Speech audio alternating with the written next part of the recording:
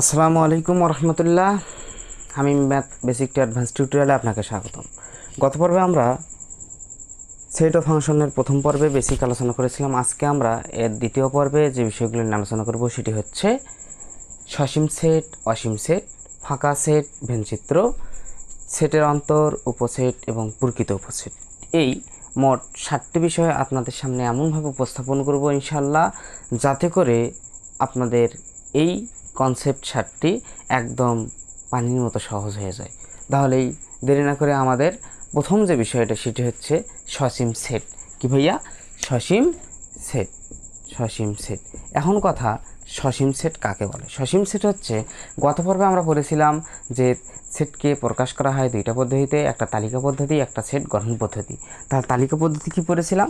যে পদ্ধতিতে সেটের উপাদানগুলো কি থাকে, তালিকা করে দেওয়াই থাকে, তাদেরকে বলা হয় তালিকা পদ্ধতি। এখন এই তালিকা পদ্ধতি থেকেই আমাদের যে বিষয়টি আছে সেটা হচ্ছে সসীম সেট। অর্থাৎ সসীম সেট কাকে বলে? সসীম সেট হচ্ছে যে সেটের উপাদান সংখ্যা গণনা করে নির্ধারণ করা যায় তাকেই বলা হয় সসীম সেট। অর্থাৎ একটা সেট আমরা লিখলাম, দেখেন যদি আমরা একটা লিখি এ সেট, এ সেটের উপাদান সংখ্যা আমরা লিখলাম 1 2 3 4, এই যে সেকেন্ড ব্র্যাকেট আবদ্ধ করলাম। তাহলে এখানে এর ভেতরে কয়টা উপাদান আছে ভাইয়া?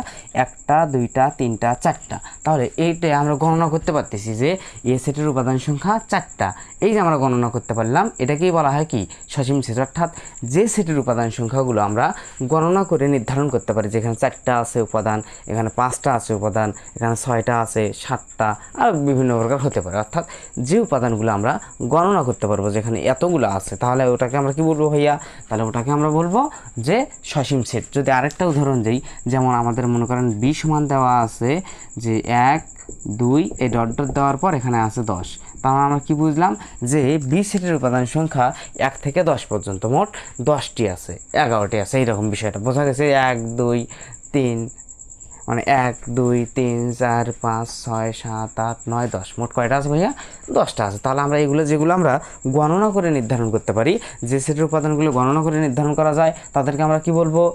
সসীম সেট। যদি আরও উদাহরণ দিই তাহলে আমরা কি হতে পারে? সি সমান মনে করেন যে আপনার এ বি ডি, এখানে কয়টা আছে? 1টা 2টা 3টা। অর্থাৎ যে সেটের উপাদানগুলো আমরা গণনা করে নির্ধারণ করতে পারি তাদেরকে আমরা কি বলবো? সসীম সেট। আশা করি বুঝাতে পারছি। এবার তারপরে যে বিষয়টি আছে সেটা হচ্ছে অসীম সেট। তাহলে অসীম সেট কাকে বলা ভাইয়া? তাহলে সসীমের বিপরীতে অবশ্যই অসীম। সসীম অসীম, ওয়া শব্দটা এখানে বিপরীত অর্থ প্রকাশ করতে হয়। তার মানে সসীম ছিল উপরেরটা, এটা হচ্ছে অসীম। এবং সসীমের ক্ষেত্রে আমাদের কী ছিল? যে সেটের উপাদান সংখ্যাগুলো আমরা গণনা করে নির্ধারণ করতে পারি, যে সেটের উপাদানগুলো আমরা কী করতে পারি? গণনা করে নির্ধারণ করতে পারি, তাদেরকে বলা হয় সসীম সেট। এবার অসীম সেট হচ্ছে যে সেটের উপাদানগুলো আমরা গণনা করে কী করতে পারি না, নির্ধারণ করতে পারি না, তাদেরকে আমরা কী বলবো ভাইয়া? তাদেরকে বলবো অসীম সেট। অর্থাৎ যে সেটের উপাদানগুলো আমরা গণনা করে নির্ধারণ করতে পারবো না, তাদেরকে বলবো অসীম সেট। যেমন আমরা এটা যদি বলি এ সমান 1 2 3, এই যে এরকম করে দেওয়া আছে, তাহলে এখানে বলতে পারবা তুমি এই যে এখানে কয়টা আছে, গণনা করে শেষ করতে পারবা। ডট ডট মানে এখানে অনেক থাকতে পারে, অনেক, যা আমরা অগণিত হবে বলতে পারবো না। তার যে সেটের উপাদানগুলো আমাদের কী করা যায় না, গণনা করা যায় না, গণনা করে নির্ণয় করা যায় না, তাদেরকে বলবো আমরা অসীম সেট। যদি আবার বলি, দেখুন বি সমান আমরা যদি এটা একটু বলি যে 1 3 5, এই ডট ডট দেওয়া আছে, তার মানে এখানে কি যত বিজোড় সংখ্যা আছে সবগুলো হতে পারে, কত হাজারে কতাই গিয়ে থামছে আর বলতে পারতেছি না। তাহলে যে সেটের উপাদানগুলো আমরা গণনা করে নির্ধারণ করতে পারি না তাদেরকে বলবো অসীম সেট, আর যে সেটের উপাদানগুলো আমরা গণনা করে নির্ধারণ করতে পারি তাদেরকে বলবো আমরা সসীম সেট। আশা করি এই দুইটি বিষয় আপনাদের সুন্দরভাবে বুঝতে পারছো। এবার ফাঁকা সেট কি বলবো ভাইয়া? ফাঁকা মানে কি? যেখানে নাই কোনো কিছু, তাই না? ফাঁকা সেট মানে কি? যেখানে কোনো কিছু নাই। অর্থাৎ যে সেটের কোনো উপাদান সংখ্যা থাকে না, যে সেটের কোনো উপাদান সংখ্যা থাকে না, তাদেরকে আমরা কি বলবো? তাকে কি বলবো? সেই সেটকে আমরা ফাঁকা সেট বলবো। তাহলে যে সেটের কোনো উপাদান সংখ্যা নেই তাকে বলা হয় ফাঁকা সেট। ফাঁকা সেটকে কি দ্বারা প্রকাশ করা হয় ভাইয়া? ফাঁকা সেটকে এই চিহ্ন দ্বারা প্রকাশ করা হয়। একে বলা হয় কি চিহ্ন? ফাই চিহ্ন বলা হয়। এটাকে কি বলা হয়? ফাই চিহ্ন বা ওরি বলতে পারো তুমি। তাহলে ফাঁকা সেট কি? যে সেটের কোনো উপাদান সংখ্যা থাকে না তাদেরকে আমরা কি বলবো? ফাঁকা সেট। যেমন আমরা বলতে পারি 4 থেকে বড় এবং 4 থেকে বড় এবং 5 থেকে ছোট এর মাঝে একটা মৌলিক সংখ্যা হলো। তা 4 থেকে বড় এবং 5 থেকে ছোট এর মাঝে তো কোনো মৌলিক সংখ্যা নাই, তাহলে আমরা ওটার যেহেতু উপাদান সংখ্যা নাই তাহলে আমরা ওটাকে কী বলবো ভাইয়া, ফাঁকা সেট। অর্থাৎ এক কথায় সহজভাবে বলতে গেলে আমরা বলতে পারি যে সেটের কোনো উপাদান সংখ্যা থাকে না তাকে আমরা কি বলি, ফাঁকা সেট বলে থাকি। এবার তারপরে যে বিষয়টি আসে সেটি হচ্ছে ভেন চিত্র।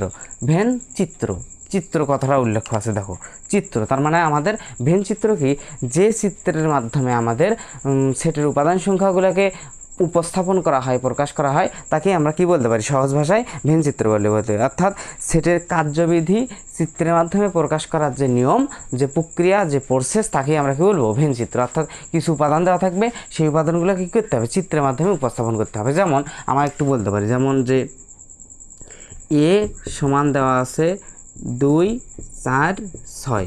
এবার বি সমান দেওয়া আছে 1, 2, 3। এখন এই সেটটাকে আমরা যদি একটু চিত্রের মাধ্যমে দেখাই তাহলে বিষয়টা দেখো তো এইরকম হবে না ভাইয়া।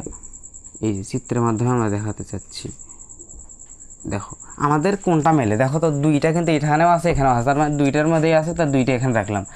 আর কি আছে 4, 6, আর কি আছে 1, 3। তাহলে এটা যদি আমরা এ নামকরণ করি, এটা যদি বি নামকরণ করি, এই যে আমরা চিত্র আর্ট করলাম এটাকে বলা হয় ভেন চিত্র। ভেন চিত্র বোঝাতে পারছি?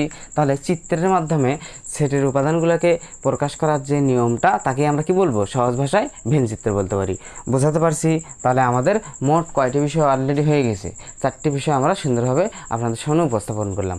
তারপরে যে বিষয়টি আসে সেটা হচ্ছে কি ভাইয়া, সেটের অন্তর। সেটের অন্তর মানে কি বোঝায়, বিয়োগফল। সেটের অন্তর বলতে কি বোঝায়, বিয়োগফল। অর্থাৎ একাধিক সেটের ভিতর দুইটি, অর্থাৎ দুইটি সেটের যদি আমরা বিয়োগ করি, তাহলে উপাদানগুলো যদি আমরা বিয়োগ করি তাহলে আমরা সেটা কি বলবো, সেটের অন্তর। অর্থাৎ অন্তর, সেটের অন্তর বলতে এখানে কি বোঝায়, বিয়োগ, বিয়োগ করা, বিয়োগ করা। তাহলে এই বিয়োগ করা, এখানে তুমি কয়টা চিহ্ন ব্যবহার করতে পারো, এটাও বলতে পারবা, আবার এই চিহ্ন দ্বারাও কী করা বোঝায়, বিয়োগ করা বোঝায়। এই চিহ্ন দ্বারাও বোঝায় বিয়োগ করা, আবার এই চিহ্ন দ্বারাও। যেমন আমরা এটা বলতে পারি যে a - b, এটা দ্বারাও বিয়োগ করা বোঝায়, আবার a এটা দ্বারাও বিয়োগ করা বোঝায়। কি বোঝায় বলো? এটা দ্বারা আমরা কি বলতে পারি, এই দুইটা প্রকারের সংখ্যা, দুই প্রকার চিহ্ন দিয়ে আমরা কি বলতে পারি, অর্থাৎ এইটা এবং এইটা, এই দুটো দিয়ে আমাদের বিয়োগ করা বোঝায়। এই দুইটা দিয়ে কী বোঝায়, বিয়োগ করা বোঝায়। যেমন আমরা যদি একটু উদাহরণ দিই তাহলে আমরা কি বলতে পারি, দেখো এ সেটের উপাদান মনে করো এইটা, বি সেটের উপাদান এইটা, তাহলে আমরা কি বলবো যে 2, 4, 6। আচ্ছা একটু মাইনাস বি সেট মনে করো দেওয়া আছে 2, 4। তাহলে আমরা কী করতে পারি, বিয়োগ মানে কি, এই যে মিলে গেল এই দুটা, তাহলে এই দুটো মিলে গেল, তার মানে কি অ্যান্সার 6। এই লিখলাম, এটাই আমাদের অ্যান্সার। তাহলে বিয়োগ করা বোঝায় এই চিহ্ন অথবা এই চিহ্ন দ্বারা, অর্থাৎ সেটের অন্তর দ্বারা বোঝায় সেটের মানগুলোকে কী করা, বিয়োগ করা। সেটের মানগুলোকে কী করা, বিয়োগ করা। আশা করি বোঝাতে পারছি। এবার যে বিষয়টা সেটা একদম গুরুত্বপূর্ণ আমাদের এই অধ্যায়ে, সেটা হচ্ছে উপসেট এবং প্রকৃত উপসেট। উপসেট ও এটা শেষ, এটা শেষ, এগুলো আমাদের শেষ হয়ে গেছে। এখন যে বিষয়টা সেটা হচ্ছে অতি গুরুত্বপূর্ণ একটা বিষয়, সেটা হচ্ছে উপসেট। এখন উপসেট কাকে বলা ভাইয়া? উপসেট হচ্ছে কোনো সেট থেকে যতগুলো সেট গঠন করা যায় এদের প্রত্যেকটিকে ওই সেটের উপসেট বলা হয়। অর্থাৎ কী থাকবে, একটা সেটের উপাদান থাকবে। যেমন আমরা যদি একটু বলি যে এ সেট সমান সমান দেওয়া আছে এ এবং বি। এই যে এ এবং বি, এই সেটটার থেকে আমরা যতগুলো সেট তৈরি করতে পারবো ওই সবগুলো সেটকে আমরা কি বলতে পারি, সেটের উপসেট। যেমন এটার থেকে আমরা কি করতে পারি, 1 নম্বরে আমরা বলতে পারি যে, যদি ভেঙে ভেঙে বলি তাহলে প্রথমে আমরা এটাই এক প্রকারের হয়, তাই না, এটা এক প্রকারের হয় একটা। আবার আরেকটা কি হয়, এ একবার লেখা যায়, বি একবার লেখা যায়, আর কোনো কিছু থাকে না, সেটা হচ্ছে এই ফাইসিন। অর্থাৎ আমরা এই সেটটা থেকে কয়টা সেট হলো, 1, 2, 3, 4টা। অর্থাৎ এই যে আমরা ফাঁকা সেটটা লিখলাম এটা সব সেটেরই উপসেট। এই পৃথিবীতে যতগুলো সেট আছে সব সেটেরই উপসেট হিসাবে এই ফাঁকা সেটটা ব্যবহার করতে হবে। সব সেটের উপসেট হিসাবে কী করে, এই ফাঁকা সেটটা থাকবে। তাহলে আমাদের কি বলবো যে 1, 2, 3, 4টা। এখন আমরা যে উপসেট বের করলাম, উপসেট বের করার জন্য আমাদের একটা সূত্র আছে, সেটা হচ্ছে কি 2 to the power n। 2 to the power n, এটা হচ্ছে এই উপসেট বের করার সূত্র 2 to the power n, n এর মান কত, যে সেটটার আমরা উপসেট বের করব এই সেটটার যতগুলো আমাদের কি থাকবে, সদস্য থাকবে, যতগুলো কি থাকবে, উপাদান থাকবে, ওই উপাদানটাই হচ্ছে n এর মান। যেমন আমাদের এখানে এই সূত্রের ক্ষেত্রে আমাদের এর মান কয়টা ছিল ভাইয়া, 2টা ছিল, তার মানে আমরা কি করব 2, আর n এর মান এখানে 2, তাহলে 2 এর উপর 2 পাওয়ার মানে 4, তার মানে দেখেন 1টা 2টা 3টা 4টা, আমাদের এখানে 4টাই বের হয়েছে। তাহলে সেম ক্ষেত্রে আমার যদি এইরকম একটা থাকে যে b সমান দেখেন 1 2 3, তাহলে এখানে আমাদের কয়টা, তাহলে হবে কি 2 টু দি পাওয়ার n সমান 2 টু দি পাওয়ার 3, 1টা 2টা 3টা আছে অর্থাৎ 3টা, তার মানে 2 এর উপরে 3 পাওয়ার মানে কি 2 গুণন 2 গুণন 2, 2 দুগুণ 4, 4 দুগুণ 8, তাহলে মোট আমাদের কয়টা বের হবে ভাইয়া, এটার উপসেট বের হবে 8টা। তাহলে উপসেট কয়টা বের হবে 8টা। তাহলে আমরা উপসেট কীভাবে নির্ণয় করতে পারি, 2 টু দি পাওয়ার n, কি বলতে পারি ভাইয়া 2 টু দি পাওয়ার n, অর্থাৎ উপসেটকে প্রকাশ করা, উপসেট বলতে বোঝায় যে অর্থাৎ একটা সেট থেকে যতগুলো সেট গঠন করা যায় এদের প্রত্যেকটি সেটকে ওই সেটের উপসেট বলা হয়। একটা সেট থেকে যতগুলো সেট গঠন করা হয় ওই প্রত্যেকটি সেটকে আমরা কি বলবো, ওই সেটের উপসেট বলবো। তাহলে একটা সেট থেকে যতগুলো সেট গঠন করা হয় ওই সেটগুলোকে আমরা একত্রে কি বলবো, ওই সেটের উপসেট বলবো। উপসেট নির্ণয়ের সূত্রটা হচ্ছে 2 to the power n, 2 to the power n, 2 to the power n, এবং উপসেটকে স্বাভাবিকভাবে এই চিহ্ন দ্বারা প্রকাশ করা হয়, এই চিহ্ন দ্বারা প্রকাশ করা হয়, এই চিহ্ন দ্বারা কি প্রকাশ করা হয়, উপসেটকে নির্ণয় করা হয়, অর্থাৎ প্রকাশ করতে পারি আমরা। আশা করি বোঝাতে পারছি। তাহলে আমাদের উপসেট শেষ। এখন উপসেটের পর যে বিষয়টি আসে সেটি হচ্ছে প্রকৃত উপসেট। কি ভাইয়া, প্রকৃত উপসেট, অর্থাৎ প্রকৃত উপসেট কি, যে আমরা উপসেটটা আগে প্রথমে বের করা শিখতে হবে। আমরা তো উপসেট বের করা শিখলাম, এখন এই উপসেট বের করার পরে আমাদের প্রকৃত উপসেট কি, যে উপসেটটার থেকে অর্থাৎ যে সেটটার থেকে আমরা প্রকৃত উপসেট বের করলাম ওই সংখ্যক ওইটার সমান। যেমন এই যে এটার থেকে করছিলাম এইরকম কিন্তু আমাদের পুরো আরও একটা আছে, শুধুমাত্র প্রকৃত উপসেটের ক্ষেত্রে এইটা তোমাকে বাদ দিতে হবে। মেইন যে বিষয়টা সেটা আমাদের কী করতে হবে, বাদ দিতে হবে, অর্থাৎ ওইটার সমকক্ষ যেটা থাকবে সেটাকে কী করবে, তুমি বাদ দিবে। তাহলে আমরা সহজভাবে কী বলতে পারি, যে কোনো সেট থেকে গঠিত উপসেটের মধ্যে যে উপাদানগুলো যে উপসেটগুলো উপাদান সংখ্যার অর্থাৎ সেটের সঙ্গে মিলে যায় তাহলে ওই উপরটা আমরা শুধু বাদ দিব। তাহলে আর কী করবো, যেমন এইটার সাথে এটা মিলে গেছে, যদি আমরা এটা করি যে b সমান দেওয়া আছে 1 2 3, এইটা দিয়ে কিন্তু তোমার একটা আগে প্রথম উপসেট বের হবে, ওইটার সংখ্যক অর্থাৎ এর সমতুল্য যেটা থাকবে ওটাকে তুমি বাদ দিয়ে দিবা, তাহলে আমরা কী হবে, প্রকৃত উপসেট বের করবে। এখন প্রকৃত উপসেট বের করার সূত্রটা হচ্ছে এইটার সূত্র, আর এইটার সূত্র হচ্ছে 2 টু দি পাওয়ার n, এইটার সূত্র, আর এইটার সূত্র হচ্ছে 2 to the power n minus 1, 2 to the power n minus 1। যেমন তাহলে আমরা কি বলতে পারি, কোনো সেটের উপসেট যদি আমাদের ধরো কি হয় 4 হয়, যেমন তারা যদি 4 হয় তাহলে আমরা যেমন এইরকম a সমান দেওয়া আছে a b c d, এই সেটটার প্রকৃত উপসেট করো। তাহলে আমরা কি করব, যে 2 to the power n minus 1 সমান সমান কি লিখতে পারি, 2 to the power 1 2 3 4, 4 to the power 4 minus 1, তাহলে কি হয় 2 এর উপরে 4 পাওয়ার বলতে কী বোঝায় ভাইয়া, 4টা 2 গুণ 2 2 2 2, তাহলে 2 দুগুণ 4, 4 দুগুণ 8, 8 দুগুণ 16, তাহলে 16 মাইনাস 1 সমান সমান 15, অর্থাৎ এই এ সেটটার উপসেট সংখ্যা কত, 15টি।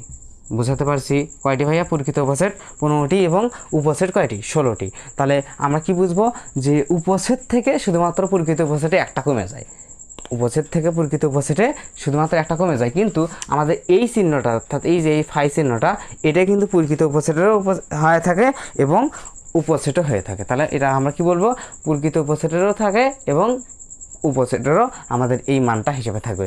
তাহলে এই পর্বে আমরা মোট 7টি বিষয় আপনাদের সামনে সুন্দরভাবে উপস্থাপন করলাম। আশা করি আপনারা অতি সুন্দরভাবে এগুলো সুন্দরভাবে বুঝতে পারছেন। 1 নম্বরে সসীম সেট, অসীম সেট, ফাঁকা সেট, ভেনচিত্র, সেটের অন্তর, উপসেট, প্রকৃত উপসেট, এই 7টি বিষয় আপনাদের সামনে সুন্দরভাবে উপস্থাপন করলাম। আশা করি আপনারা বুঝতে পারছেন।